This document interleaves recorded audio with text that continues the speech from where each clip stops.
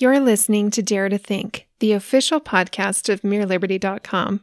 I'm your host, Carrie Baldwin, and in today's episode, I've been exploring and challenging today's pro-choice, pro-life paradigm surrounding the abortion debate. If you're just joining my podcast for the first time, please listen to the previous episodes. I've discussed the major problems with both sides of the abortion debate already. I'll link those in the show notes. This episode comes on the heels of New York making abortion legal up to the point of birth, the Virginia governor defending infanticide of newborns, and on the cusp of New Mexico legislators entertaining legislation to criminalize doctors who refuse to perform abortions. Meanwhile, pro-life rhetoric focuses on passing legislation criminalizing abortion by charging women who abort with first-degree murder. Is this what this polarized topic has come to? A race to see who can criminalize their opponents first? As a libertarian, I've seen a fair share of polarized disagreements here too, with many libertarians proclaiming that we're, quote, pro-choice in everything. But I want to challenge the notion that libertarianism, as a legal theory, supports the right to abort, and maybe this can contribute something new to the abortion debate that begins to diffuse the conflict between both sides. The content for this episode is twice the length I'd prefer to have these episodes be, so I've split it into 2 episodes. The first half, published today, deals with the question of whether the fetus is a self-owner, and therefore has a negative right to non-interference. The second half deals with the question of whether the fetus has a natural positive right against the mother to provide life support. As always, the resources and manuscript for this episode are available for download from my website at MereLiberty.com/009.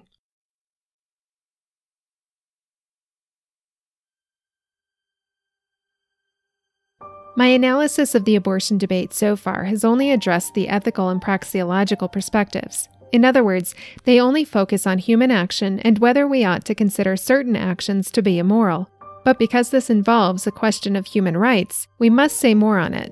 So far, libertarians have stated that you can be either pro-choice or pro-life, but have taken the position of defaulting to the woman's choice when it comes to the legality of abortion. And certainly, pro-life and pro-choice libertarians have common ground in that we agree abortion shouldn't be subsidized by taxpayers. But if libertarians cannot provide a consistent answer concerning the rights of women and the fetus, then libertarianism will suffer the same self-defeat that the progressive pro-choice view suffers. Libertarianism isn't an ethical theory, however. It's primarily a legal theory. So even though we can undeniably establish that abortion is an unethical human action, in order for libertarianism to take a stance, we must objectively show it to be criminal. In other words, we must show that abortion is an act of aggression against another self-owner, namely the fetus. To do this, we must establish that the new human life at conception is a rights-bearing individual, as distinct from the broader concept of personhood, and that abortion is a form of aggression. Join me, Carrie Baldwin, as we dare to think about libertarianism, abortion, and fetal self-ownership. As it stands, the heart of the current abortion debate involves questions of personhood and ethics. We know personhood exists. We couldn't have a concept of rights or ethics without it. So while it seems reasonable to discuss rights in these terms, personhood cannot be the basis on which we determine the legality of abortion, since what constitutes personhood cannot be empirically or undeniably established. And this isn't an unreasonable claim. The legal definition of personhood beyond mere human existence has not been necessary for legal protections of rights. In fact, it's only when we've defined personhood beyond mere human existence that we end up with all sorts of oppression. While personhood is certainly a worthwhile topic to discuss, our lack of consensus should lead us away from defining rights as a legal concept based on contrived notions of this metaphysical idea. What we do have consensus on is that a new human life begins at conception. This consensus allows us to make an ethical argument against abortion, as I've done in the second part of this series. But this is where the public discussion typically ends. What's being debated is a question of who has the moral high ground. Is abortion the greater sin, or knowingly bringing a baby into a world where it's not wanted? But the more pressing question is whether the decision to abort is of legal concern. Both sides of the abortion debate succumb to 2 fallacies. They both ignore things unfavorable to their view, and they both overlook the secondary consequences of their view. This leaves the rights of women and the unborn ambiguous and contradictory. What do libertarians mean by rights? To attempt to clear the confusion concerning legality, I'm taking you back to the basics. I'm looking at Murray Rothbard's approach to human rights. According to Rothbard, human rights are best expressed in terms of property rights, and there are two senses, he claims, in which this holds true. First, property only accrues to humans, and second, self-ownership entails having possession over one's own body.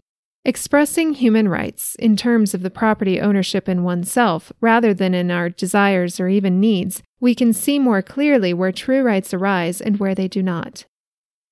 Explaining human rights in terms of property rights disambiguates human rights. When human rights are expressed in this way, conflict can be avoided because accurately assigned rights are a reflection of reality and not an attempt to manipulate it.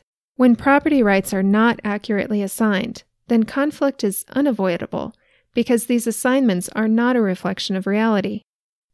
In the case of abortion, I contend legal conflict still exists because the property rights of mothers and their offspring have not been accurately assigned. Why are property rights the basis for human rights? Libertarianism holds that rights are inherent in the individual. No one gives us our rights. They don't come to us from an external source. Austrian economic theory claims that all human rights are property rights, self-ownership being both the ultimate human right and the ultimate property right. Therefore, the libertarian claim of inherent rights is grounded in the Austrian economic principle of property in one's own body, also known as self-ownership. And since the highest claim of any property is the property owner, the highest claim to one's body is the body's owner. Self-ownership is a foundational libertarian principle. It means no one else owns you, no one else has a legitimate claim to own you. You have a right in yourself because you own yourself. In fact, Rothbard claims that libertarianism articulates the entire structure of property rights, which is sufficient for establishing human rights. He calls self-ownership a, quote, primordial fact, and since this structure is deduced from nature, it is therefore obtained. In other words, it's inescapably true. This inescapable truth gives us an avenue to avoid conflict. Property rights themselves don't avoid conflict. Rather, they allow us to avoid conflict.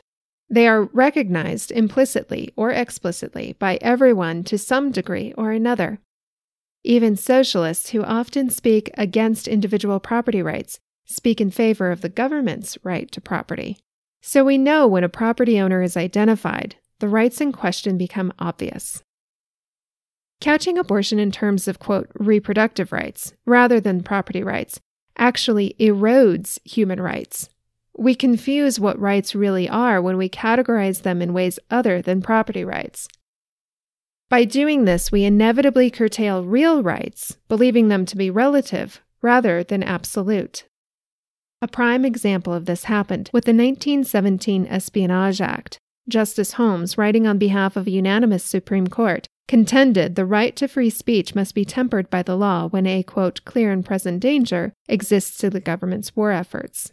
This resulted in his now infamous analogy of falsely shouting fire in a crowded theater, and is why Edward Snowden's whistleblower status is not being protected. When the state remains in a constant state of war, it can declare any speech in opposition as harmful to their effort, and therefore suppress it. So now we treat free speech as a relative right rather than something clear and absolute. The result of miscategorizing speech in terms other than property rights has only weakened human rights overall. Rothbard contends that speech didn't need to be legally curtailed if we had merely identified the property owners in the crowded theater analogy. An individual doesn't have right to shout fire in a crowded theater because 1, the theater isn't his property, and 2, because the patrons have exchanged their money, or their property, to be there for a particular purpose. Rather than appealing to property rights, Justice Holmes appealed to the state's interest of secrecy, thereby infringing on the genuine rights of individuals to protest or speak against the actions of the government. Rothbard's reasoning applies to the abortion issue too, both pro-lifers and pro-choicers weaken human rights on the whole for the sake of their motivations and political agendas. Pro-choicers weaken the human rights of marginalized groups, as I discussed in Part 2 of this series, and pro-lifers weaken the rights of women, as I discussed in Part 1. By not understanding the property rights relevant to abortion, we unwittingly weaken rights for so many others. Understanding the property rights concerning pregnancy and the fetus allows us to get a clearer perspective on the legal nature of abortion, as well as human rights overall. What's at stake in the abortion debate is the question of absolute self-ownership, as opposed to partial or no self-ownership. Does pregnancy negate, even if temporarily, the woman's absolute self-ownership? Does motherhood? What about the fetus? What about the father? If Rothbard is correct, and the entire structure of property rights is articulated in libertarianism, and is sufficient for establishing human rights, then it's unreasonable for libertarianism to remain nebulous on the legal question of abortion. Normally, particular resources are assigned to particular owners, but they must not be arbitrarily assigned. Otherwise, there is an increase in the probability of conflict, as in the case of socialistic models. To allow conflict to be avoided, property rights must be accurately assigned.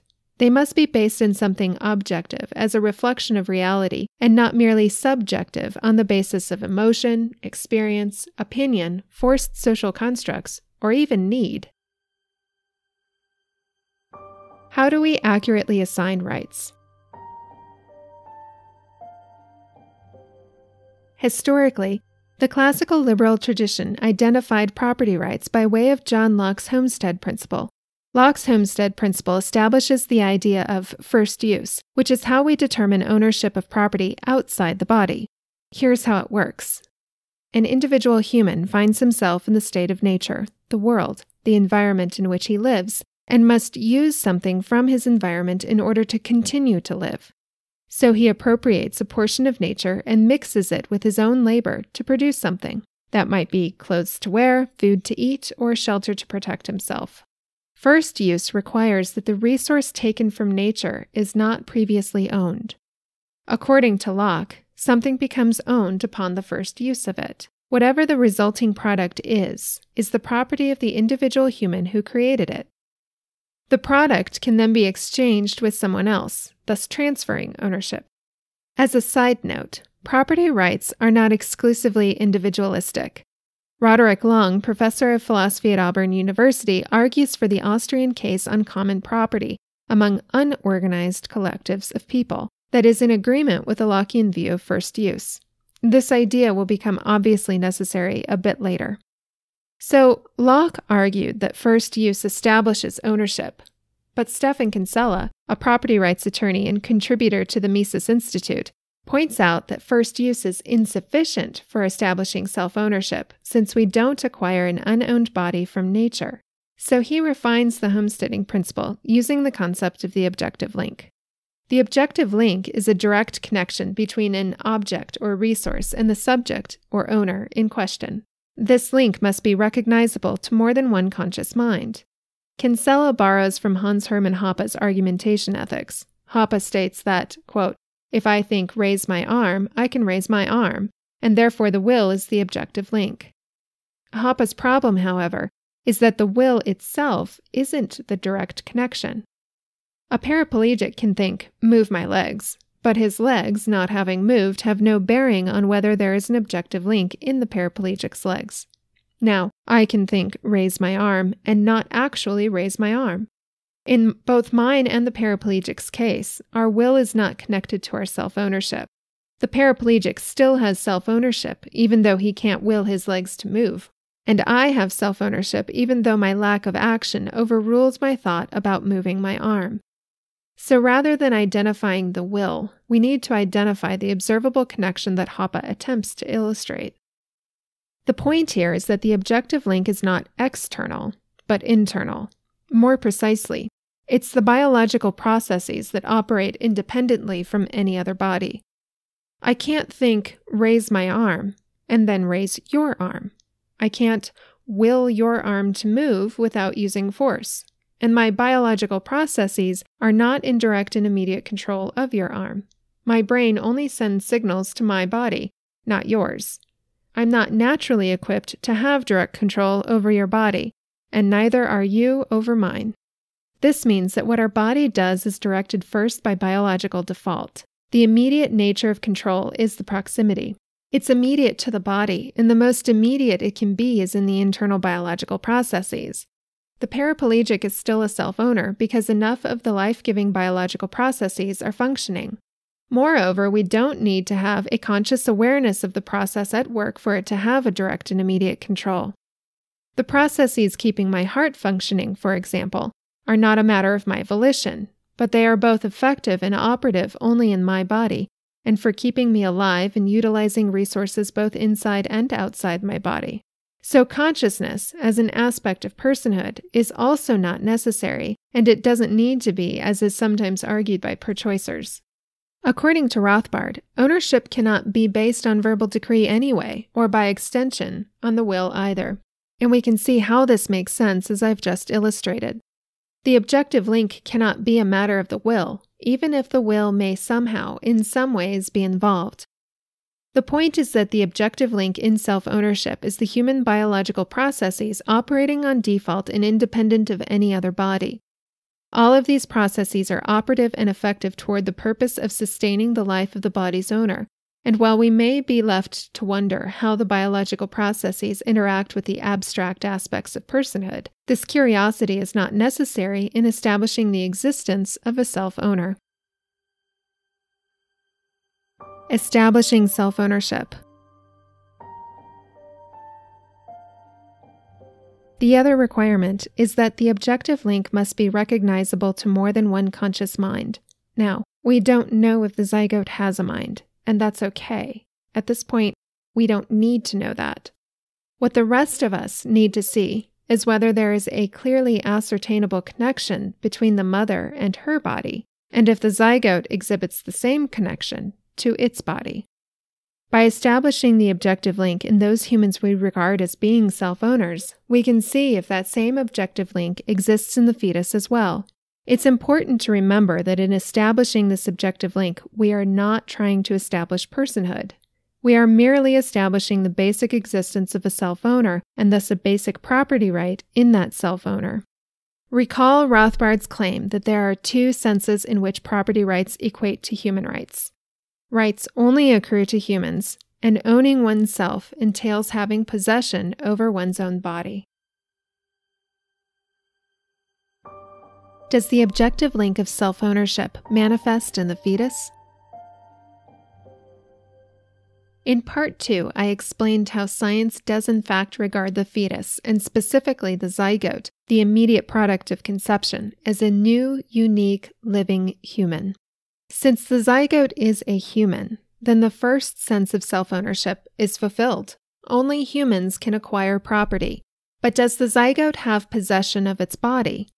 If self-ownership is established in the individual human by way of the biological processes, then all we have to do is see which human, the mother or the zygote, has direct and immediate control of the zygote's biological processes.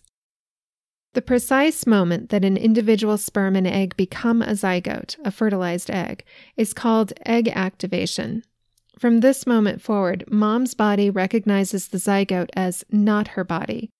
Mom's immune system recognizes the zygote's DNA as foreign and proceeds to attack.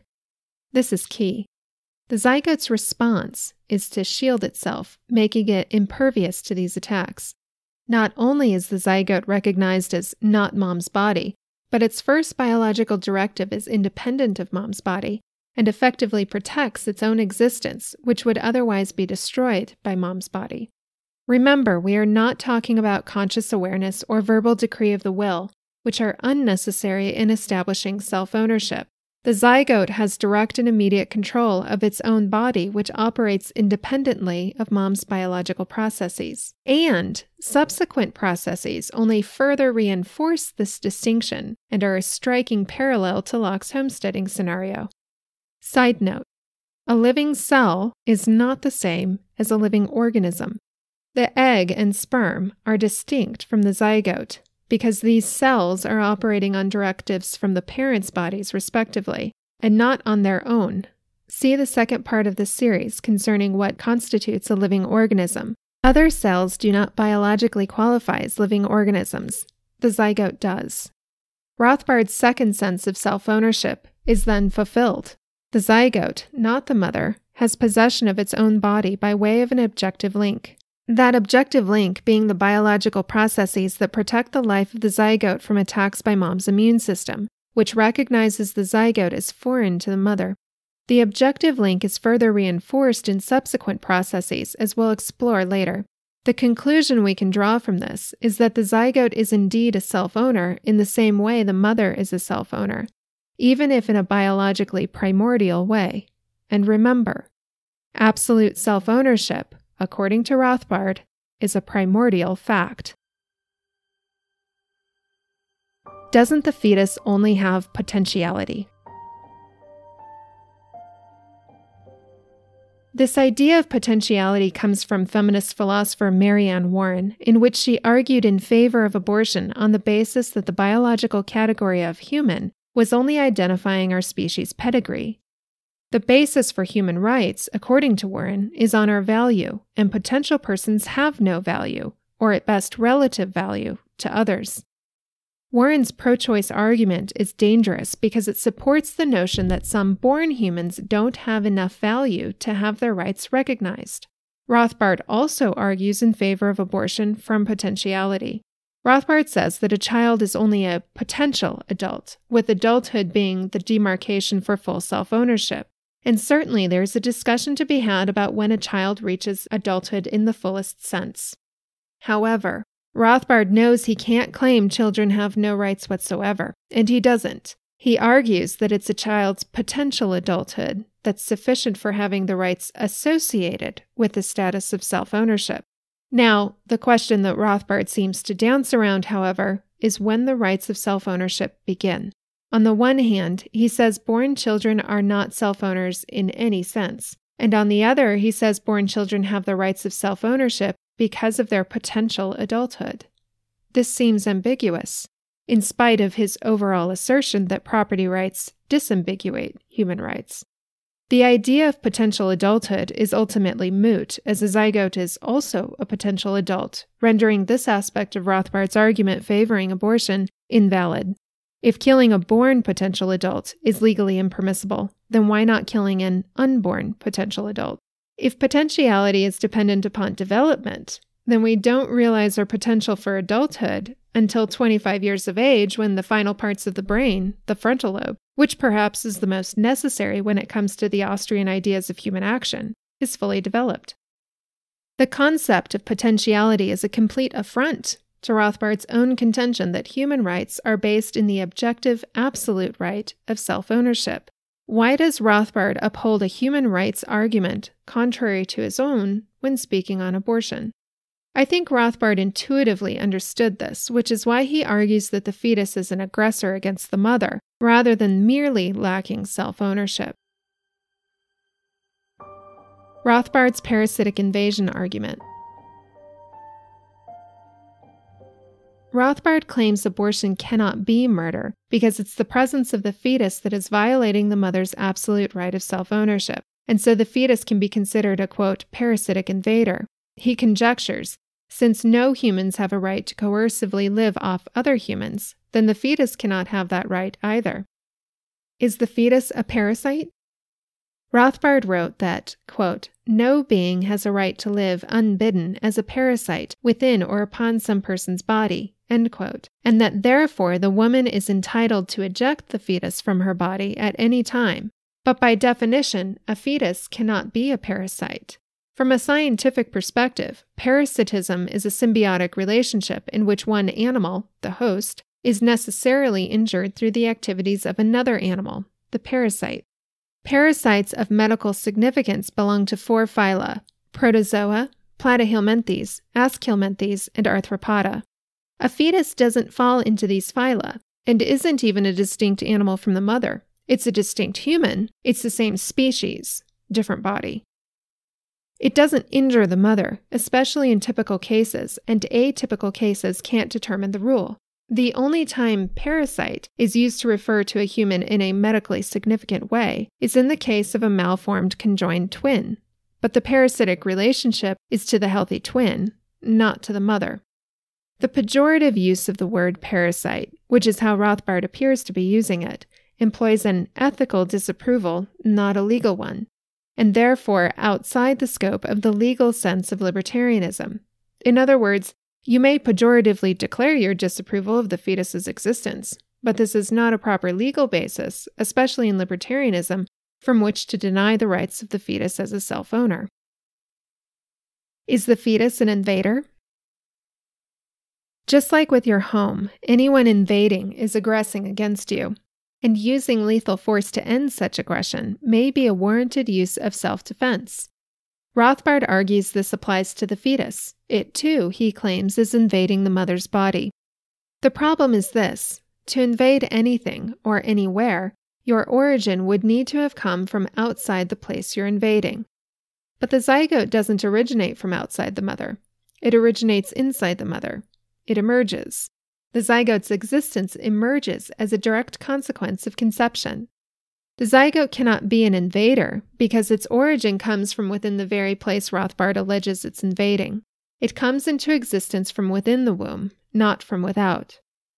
I don't want to reduce Rothbard's argument to pure definition, however. His argument essentially concedes the possibility the fetus has a negative right to not be interfered with, but that doesn't necessarily translate to a positive right of the fetus against the mother for life support. A famous thought experiment called The Violinist from Judith Jarvis Thomson shows why humans don't owe each other an ambiguous, quote, right to life. Thomson's argument is valid as far as it goes, but exploring it further will reveal it's insufficiently analogous to abortion and therefore doesn't apply to the fetus. It goes like this. Suppose one morning you wake up to find yourself connected by medical tubes to an unconscious violinist. If you disconnect now, the violinist will die. If you wait 9 months to disconnect, the violinist will live. Thomson argues that since you weren't connected by choice, that you aren't obligated to remain connected, and therefore have a right to disconnect yourself. As applied to abortion, Thomson is essentially saying what Rothbard is saying, that while you may owe it to the fetus to not kill it in its present state, you are not obligated to be the life support system and may disconnect yourself, even though disconnecting would lead to the fetus's ultimate demise.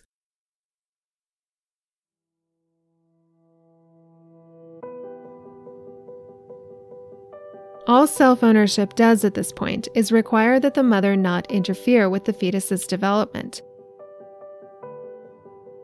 Obviously, abortion does this, so it's possible to end the discussion here, but I don't think this is strong enough. Rothbard, Thomson, and Warren essentially make the case that if our offspring can claim a negative right of non-interference, then it's our offspring who is responsible for their own life support. We cannot simply talk about negative rights because part of the libertarian conversation on abortion is what, if anything, parents legally owe their offspring. In other words, part of this conversation is a question concerning positive rights. Previously, this has been left a moral question, and Rothbard goes as far as to say that though parents may be morally obligated to feed, clothe, and shelter their children, they aren't, and shouldn't be, legally obligated to.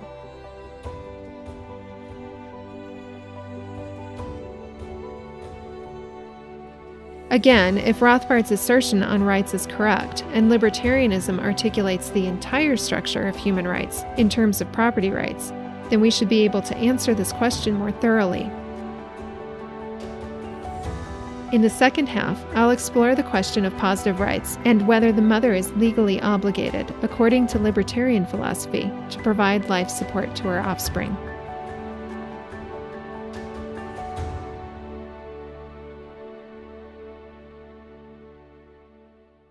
You've been listening to Dare to Think, the official podcast of MereLiberty.com. I'm Carrie Baldwin, and I'm an independent researcher and writer working outside academia. My mission is to challenge and rethink our paradigms for understanding society by applying Reformed theology and philosophy to politics, religion, and culture in order to encourage individual freedom and responsibility within our own spheres of influence. This episode was created due to the generous support of my patrons and underwriters. I am so very grateful to Bob, Patrick and Shannon, David and Nina, and Jean for helping me get this episode published. If you've enjoyed today's episode and would like to join me and my other patrons and underwriters in our effort, you can sign up at mereliberty.com/membership. Joining on a monthly membership comes with exclusive rewards and premium content. Alternatively, you can choose a one-time donation. You'll find a direct link to the membership page in the description to this episode. You can listen to more episodes by subscribing on virtually any podcaster, and you can read my articles on mereliberty.com and the Libertarian Christian Institute, where I'm a regular contributor. You can now also follow me on Facebook at facebook.com/carrie.mereliberty, and my Twitter handle is @mereliberty. Also, if you wouldn't mind rating my podcast on iTunes and leaving me a review, that really helps other people find my podcast.